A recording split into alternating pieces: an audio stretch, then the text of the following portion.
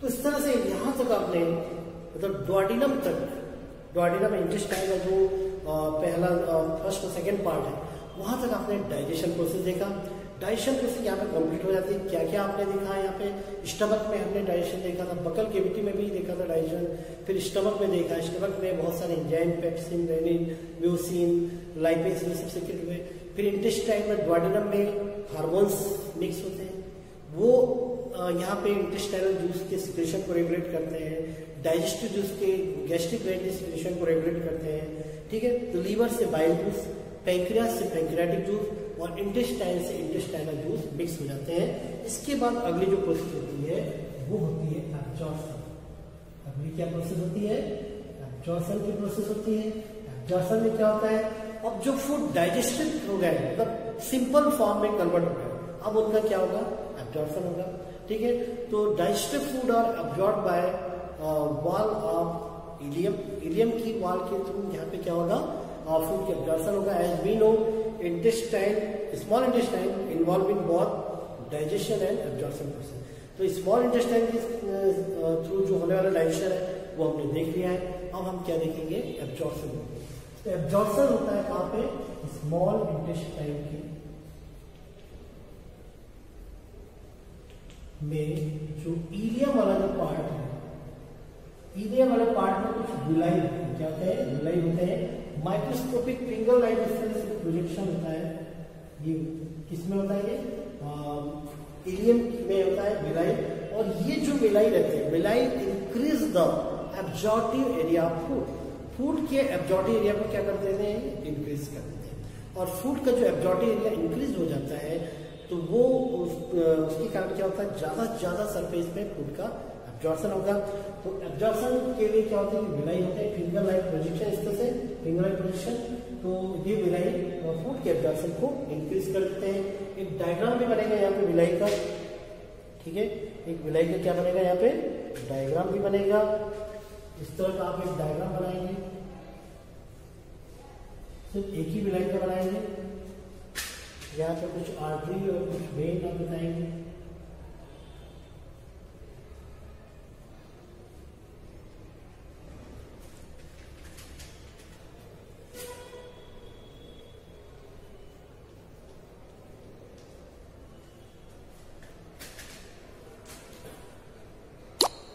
ये lymph vessels, ये when और ये क्या है, आर्टरी।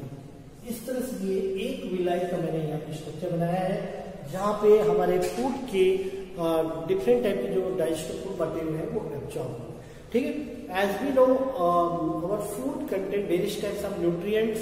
हमारा फूड जो रहता है बहुत सारे न्यूट्रिएंट्स कंटेन करके रखता है। उसमें क्या क्या रहते हैं, उसमें carbohydrate, protein, fats, vitamin, minerals, ये सब रहते हैं। इन सभी का एब्जॉर्प्शन डिफरेंट फॉर्म में होता है, सिंपल फॉर्म में होता है। जैसे कार्बोहाइड्रेट, और कार्बोहाइड्रेट का एब्जॉर्प्शन किस फॉर्म में होगा, ग्लूकोज के फॉर्म में।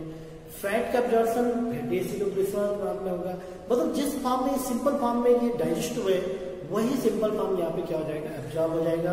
तो कार्बोहाइड्रेट किस फॉर्म में हुआ है, डाइजेशन ग्लूकोज के फॉर्म में, तो ग्लूकोज का एब्जॉर्प्शन होगा। फिर फैट्स फैटी एसिड और ग्लिसरॉल फॉर्म में, और प्रोटीन जो है ये एमिनो एसिड के फॉर्म में एब्जॉर्ब हुआ। अब इनका फंक्शन क्या क्या है ये भी आप जानते हैं। ठीक है, तो ये जो डिफरेंट फूड सब्सटेंस है, कार्बोहाइड्रेट, प्रोटीन, फैट्स, ये सब यहाँ पे एब्जॉर्ब होंगे। अब जैसे carbohydrate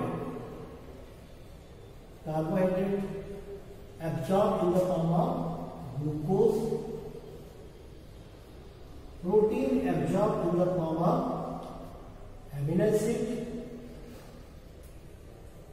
and fat absorbed in the form of fatty acid and glycerol।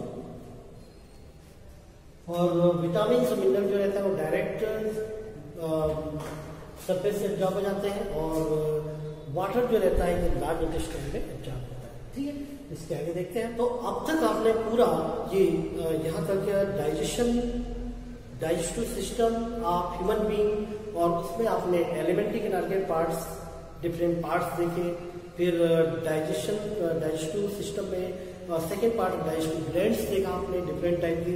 कौन कौन सी ग्लैंड देखी, salivary gland, stomach, salivary gland, फिर गैस्ट्रिक ग्लैंड, फिर स्टमक में गैस्ट्रिक ग्लैंड थी, फिर पैंक्रियाज और लीवर। ये 4 टाइप के आपने गैस्ट्रिक ग्लैंड देखे, इन सीक्रेट होने वाले सब्सटेंस देखे, उनके फंक्शन देखे। फिर डाइजेशन प्रोसेस में आपने पूरा डाइजेशन बकल कैविटी में देखा, स्टार्च का डाइजेशन हुआ था, फिर इसोफेगस और फेरिंक्स के थ्रू फूड स्टमक पहुंचता है। स्टमक में गैस्ट्रिक जूस मिक्स होते हैं, गैस्ट्रिक जूस में पेप्सिन, रेनिन, म्यूसिन, लाइपेज, ये सब आपने देखा। फिर ये फूड इंटेस्टाइन पहुंचता है, इंटेस्टाइन में डुओडेनम के थ्रू कुछ हार्मोन, 6 हार्मोन मैंने आपको बताया।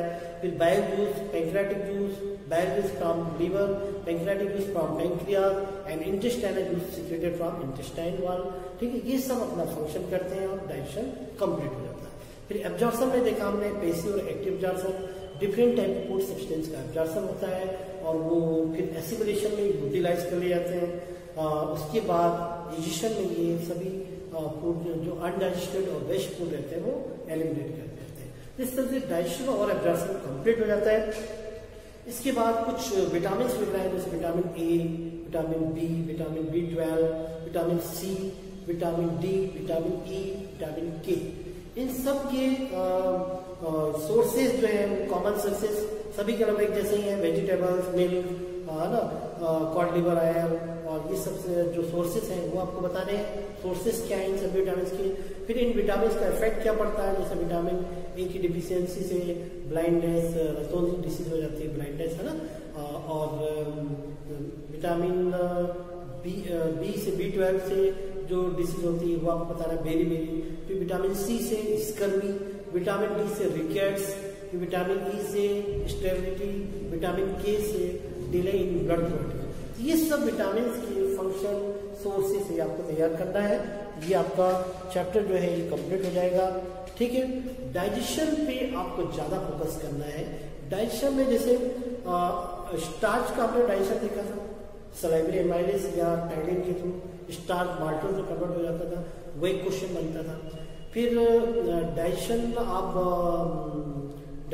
इन इंटेस्टाइन में आपने बाइल जूस का डाइजेशन देखा था, बाइल जूस के फंक्शन देखे थे, है ना। उसमें कुछ पिगमेंट्स आपको याद रखना है, जैसे सोडियम बिलीरुबिन है, बिलीवर्डिन, ये कुछ पिगमेंट्स याद रखने हैं। कुछ साल्ट्स के बारे में आपको याद रखना है, सोडियम ग्लाइकोलेट, सोडियम टार्कोलेट।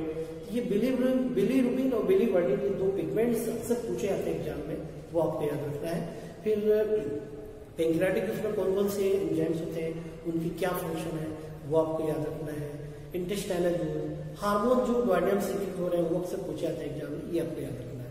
ठीक है, तो जो भी मैंने पढ़ाया आपने इनको थोड़ा सा डिटेल में नोट कर लेना, जो भी मैंने पढ़ाया है। और फिर एक्सरसाइज के जो क्वेश्चन है वो हम देखते हैं। ठीक है, PDF के फॉर्म में मैं आपको भेजता हूँ, तो आप उसको अपनी कॉपी में नोट कर लीजिएगा। ये डाइजेशन और एब्जॉर्प्शन का एक बड़ा चैप्टर आपका यहाँ पे कंप्लीट हो जाएगा। ठीक है, तो इसको रिवाइज करिएगा, डायग्राम बना के देखिएगा। डायग्राम में इसमें एलिमेंट्री कैनाल का डायग्राम आप तैयार कर लें, लीवर का है, ठीक है, और इंटेस्टाइन का डायग्राम है, ये सब आप तैयार कर लें, तो ये चैप्टर आपका कंप्लीट हो जाएगा। यहाँ तक समझ में आ गया आपको? ओके, तैयार कर लीजिए इसको। Thank you.